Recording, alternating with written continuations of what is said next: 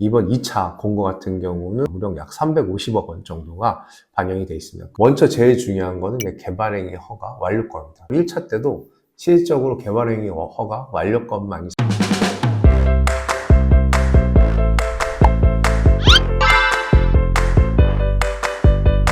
안녕하십니까, 위저의 박세호입니다. 최근에 전기요금 인상이라든지 탄소 배출권 가격 인상을 대비해서 많은 기업들이 기업 내 유후부지에 자가소비용 태양광 설치를 많이 하십니다. 저희가 여러 영상에서 말씀드린 대로 자가소비용 태양광 같은 경우는 정부의 설치 보조금을 받아서 진행하시는 경우가 상당히 많고요. 이 많은 대기업, 외국 대기업, 중견, 중소, 공장들 모두 보조금을 활용해서 자가소비용 태양광을 많이 설치를 하고 있습니다.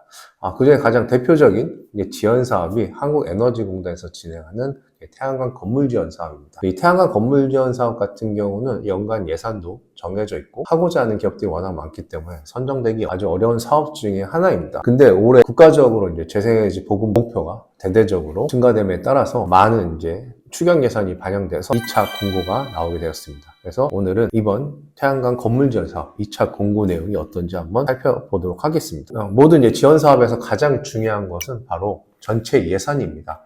1차 공고 때는 전체 예산이 약 한 150억 원이 안 됐던 금액이 책정돼 있었는데요.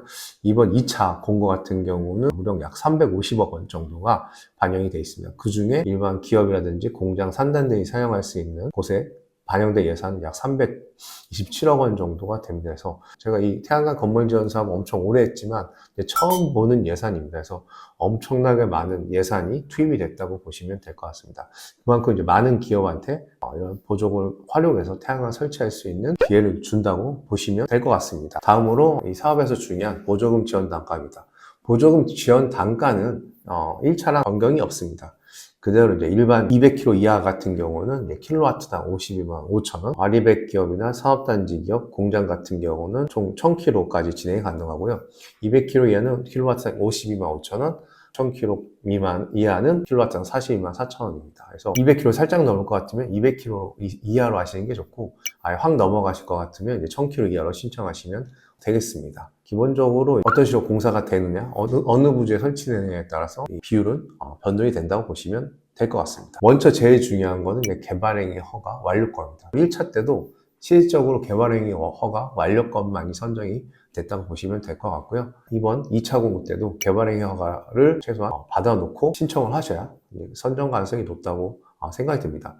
예산이 많다고 하더라도 1000kW까지 지원이 하기 때문에 실제로 신청하는 기업들이 많기 때문에 개발행위 허가 없이는 선정이 될지 안 될지 확실할 수 없습니다. 물론 예산이 많기 때문에 개발행위 허가 없이도 후순위라든지 선정이 될 가능성도 있을 수 있지만 어쨌든 간에 개발행위 허가는 필수입니다. 그래서 신청 기간이 8월 중순으로 얼마 안 남았습니다. 얼마 안 남은 기간 동안 인허가를 받으려면 구조검토부터 개발행위까지 받아야 되니까 상당히 시간이 촉박합니다. 그래서 저희도 2차 공고 때 진행하고자 하는 저희 고객사들도 지금 빠르게 구조검토하고 인허가를 진행하고 있는 중입니다.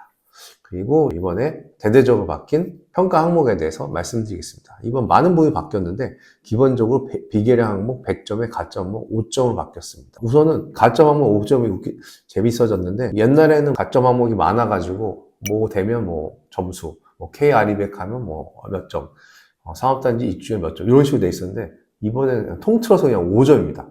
그러니까 K-RE백에 참여하면 5점, 사업단지 입주기나 공장이면 5점, 소상공인이면 5점, 사회복지시설 5점, 건축에너지 효율 등급 인증서 있으면 5점. 그러니까 이런 식으로 해서 중복이 아니라 이 많은 7가지 항목 중에 하나만 선정되면 5점입니다. 기본적으로 태양광 설치하려는 기업이 사업단지 입주기업 혹은 공장들이 많을 것이고 K-RE백도 참여 많이 하고 있으니까 가점은 5점으로 거의 모두가 동일하다고 생각됩니다. 근데 비계량 항목이 되게 단순해졌어요.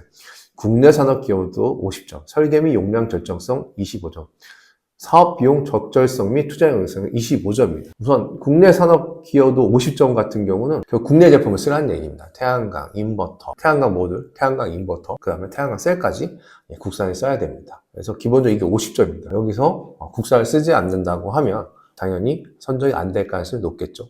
거의 그냥 딱 아예 공단에서 어느 정도 못 박아놓은 것 같습니다. 선정되고 싶으면 개발행위 허가 받아야 되고 국내 제품 써라. 여기 기본이고요. 설계 및 용량 적절성 같은 경우는 전력 사용량이 얼마 안 나오는데 태양광 무조건 많이 넣는 데 있습니다. 이러면 바로 탈락입니다. 그래서 적정한 용량 선정하셔야 되고요. 사업비용 적절성의 투자 경제성은 이제 사업비가 적정하게 구성이 되어 있는지, 보조금 많이 나온다고 해서 사업비 엄청 높이면 안 되니까요. 그런 거라든지 투자비 회수가 원활하게 잘 되는지 이런 걸 판단하는 기준입니다. 그래서 거의 이 비계량 항목 100점 중에 국내 산업 기업과 50점이니까 여기서 거의 다 평가가 끝날 것 같습니다. 여기에서 뭐 점수를 높게 받지 못한다고 하면 선정될 가능성이 없다고 보시면 될 것 같습니다. 그리고 이제 모듈 같은 경우는 국산 제품을 쓰는 것뿐만 아니라 기본적으로 저탄소 모듈을 필수적으로 사용하셔야 되고요. 탄소 배출량 655kg 이하니까 최소 2등급 쓰셔야 되고, 모듈 효율은 17.5% 이상은 나오니까 상관없을 것 같습니다.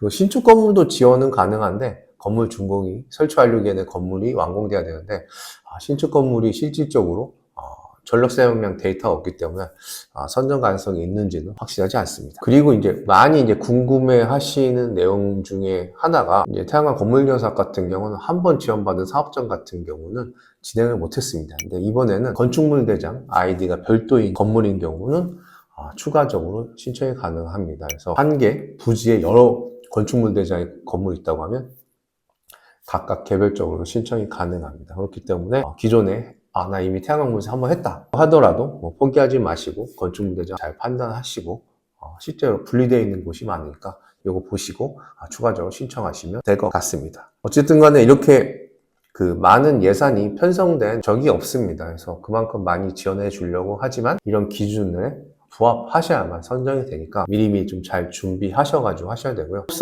준비가 안 돼서 올해 못 하시더라도 내년도 또 사업이 있으니까 아마 내년도 사업에도 예산이 많이 반영되지 않을까 싶습니다. 사업이 선정되려면 뭐든지 미리미리 준비하셔야 되니까요. 이 사업 관련돼서 미리 준비하시고 관련돼서 지원이 필요하신 경우는 저희 사이트에 문의를 남겨주시면 도움을 드릴 수 있도록 하겠습니다. 네, 감사합니다.